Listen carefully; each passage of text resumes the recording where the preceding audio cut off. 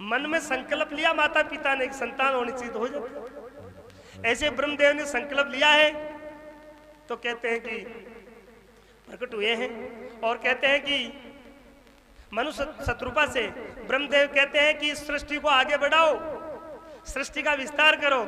बोले महाराज पृथ्वी तो है नहीं, हम सृष्टि का विस्तार कहाँ करें।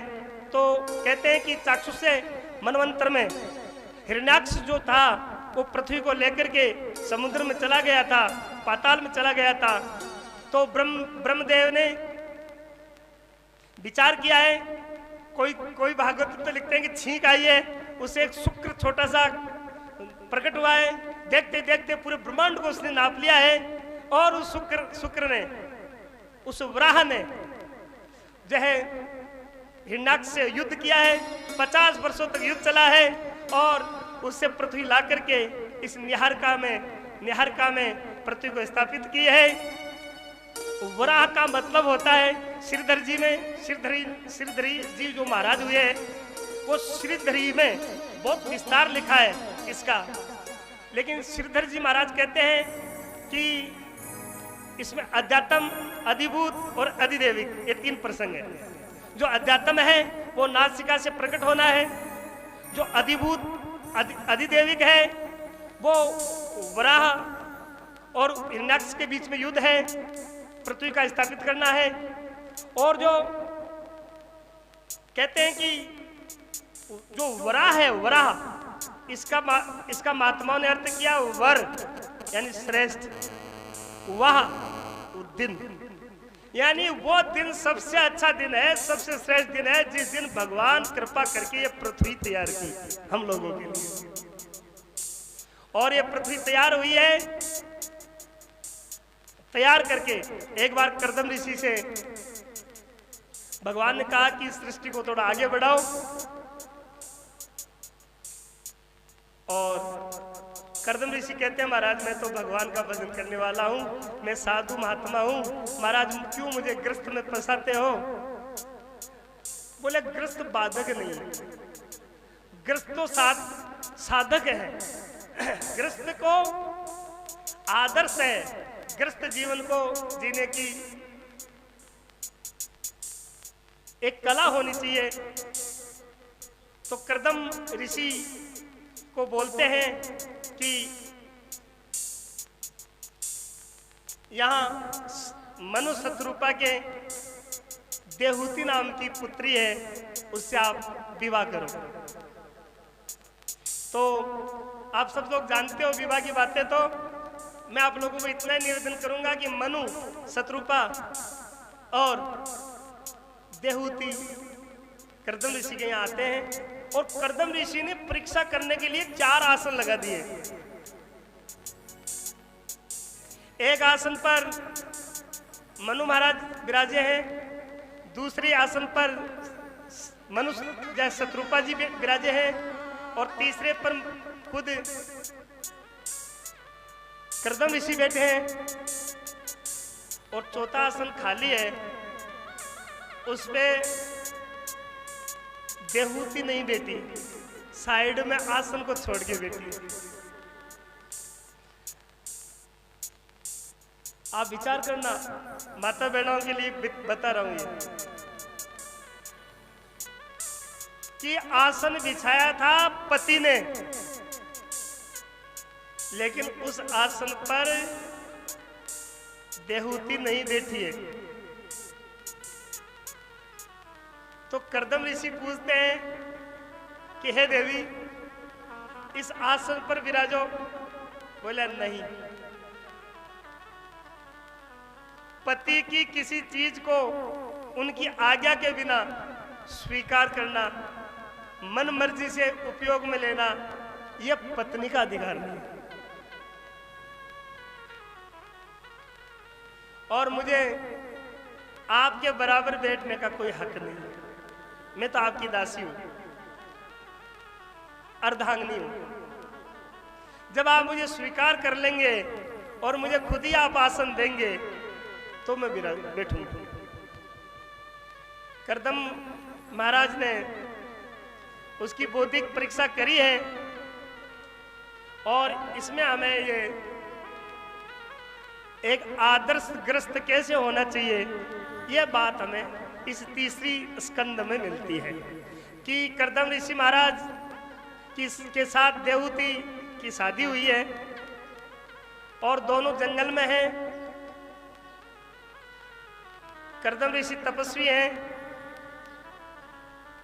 मां देवहूति की दिनचर्या देखिए, दोनों ने तपस्या करी है, आह्वान हुआ है सृष्टि को आगे बढ़ाओ, लेकिन दोनों पति पत्नी का जो दाम्पत्य जीवन है वो इतना अच्छा है, इतना अच्छा है। कैसा? एक छोटी सी बात बता रहा हूं, आप ध्यान से सुनना, जिंदगी में काम आएगी। हमारे परम पूज्य संत हो गए श्री राम सुखदास जी महाराज। उनके एक शिष्य ने अपने गुरु भाई से कहा कि गुरु महाराज जी अभी हरिद्वार में गीता भवन में निवास करते हैं, चलें, वहां भागवत कथा हो रही है, उनके दर्शन हो जाएंगे, कथा भी सुन लेंगे। गुरु भाई ने कहा, बोले सत्संग में जाना जरूर चाहिए, तीर्थ में जाना जरूर चाहिए, गुरु महाराज जी के दर्शन जरूर करना चाहिए, लेकिन अकेला नहीं। तीर्थों में जाओ, पूजा में बैठो, तो धर्म पत्नी साथ रहनी चाहिए। पति पत्नी दोनों मिलकर के कोई पुण्य काम करते हैं तो ज्यादा फलीभूत होता है। आप लोग भी जानो, फेरा में समझाया औलाद था ने, फेरा में ब्राह्मण देवता समझावा बात के दोनों साथ रहीजो। शिव जी की एक फोटो है जिसमें आधा पार्वती जी है और आधा शिव जी है, बिन अर्धनारेश्वर महादेव कहे। तो वो गुरु भाई क्यों मारे धर्म पत्नी ने साथ ले चालू, बोले चलो, गाड़ी तो आज 4 बजे की है, 11 बज गए। तो दोनों गुरु भाई के घर आ गए और अपनी पत्नी को आकर के कहता है कि सुनो जी, हमने एक प्रोग्राम तय किया है, अपन हरिद्वार चलेंगे, गुरु महाराज जी की सत्संग सुनेंगे और 4 बजे की गाड़ी है, आज ही चलेंगे, इसलिए तुम फटाफट 10 मिनट में तैयार हो जाओ। पत्नी ने कहा, बोले बहुत बढ़िया पतिदेव, तीर्थ में चलेंगे, गुरु जी का दर्शन होगा, कथा सुनने को मिलेगी, मैं अभी तैयार होती हूँ। कोई 15 मिनट ही हुए होंगे और उसने अपनी पत्नी को बुलाया, अरे भाग्यवान इधर आओ। बोले हाँ बोलो पतिदेव, बोलो। क्या? मैंने मेरा प्रोग्राम कैंसिल कर दिया है। बोले अच्छा पतिदेव, क्यों कर दिया?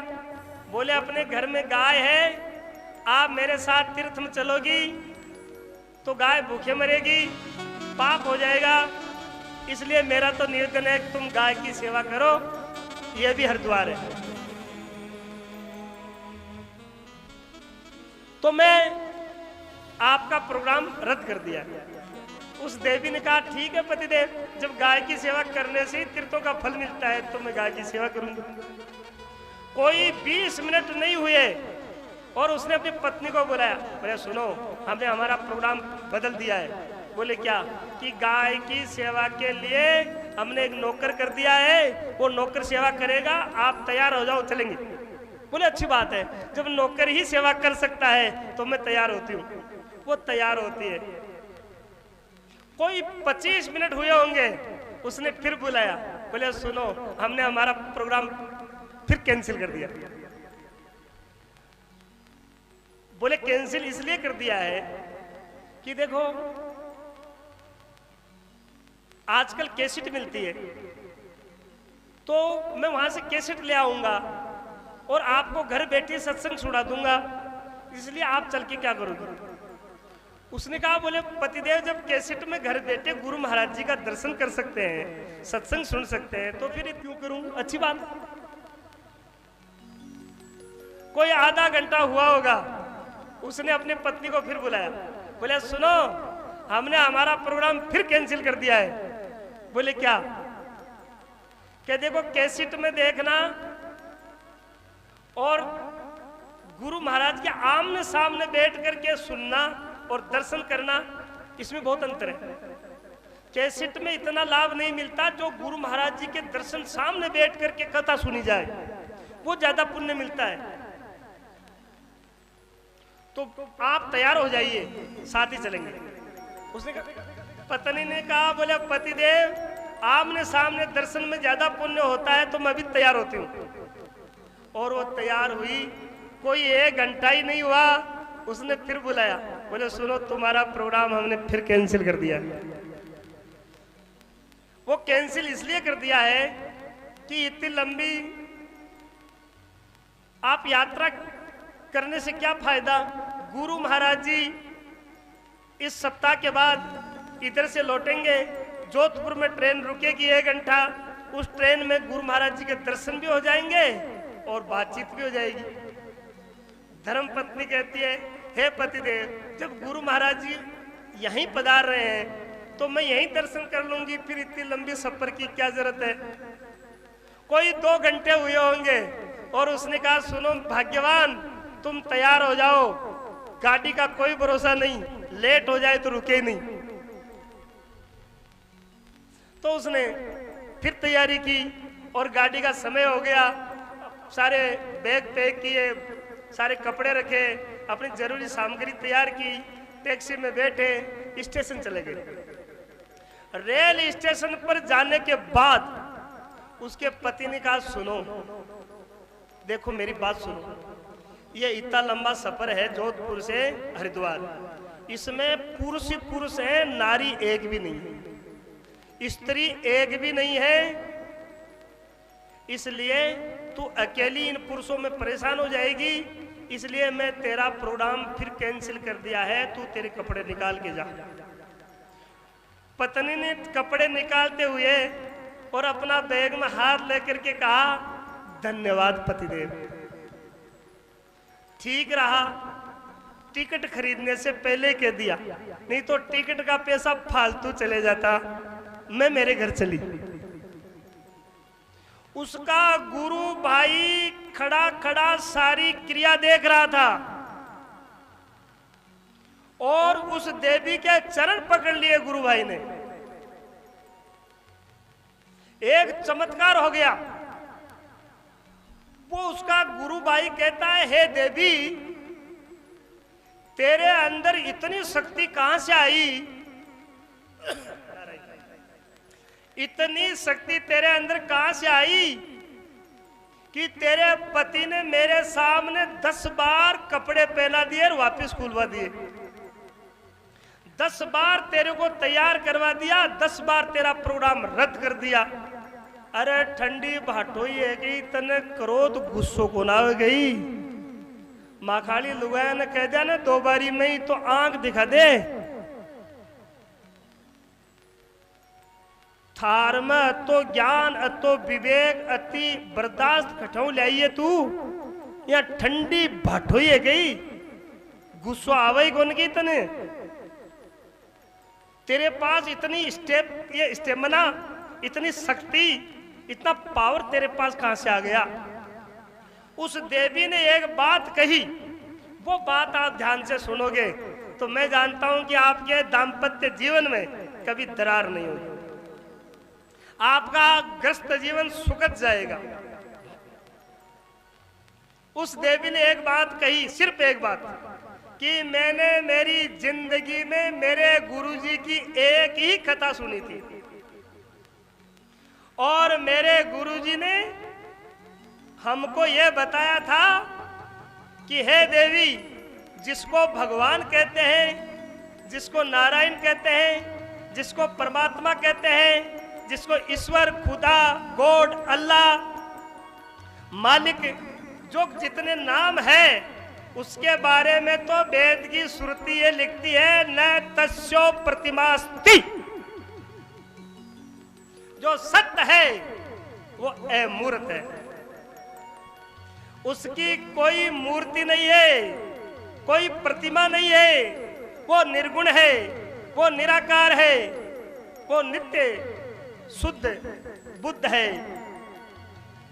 लेकिन वो परमात्मा जो निर्गुण निराकार है, वो पति का रूप लेकर के साकार रूप में तेरे घर में आ गया है। इसलिए उस परमात्मा की तू यदि सेवा करना चाहे तो तेरा पति ही तेरे घर में परमात्मा है। तू उसकी हाँ में हाँ ना में ना बोलेगी तो जा, तेरा जन्म सफल हो जाएगा।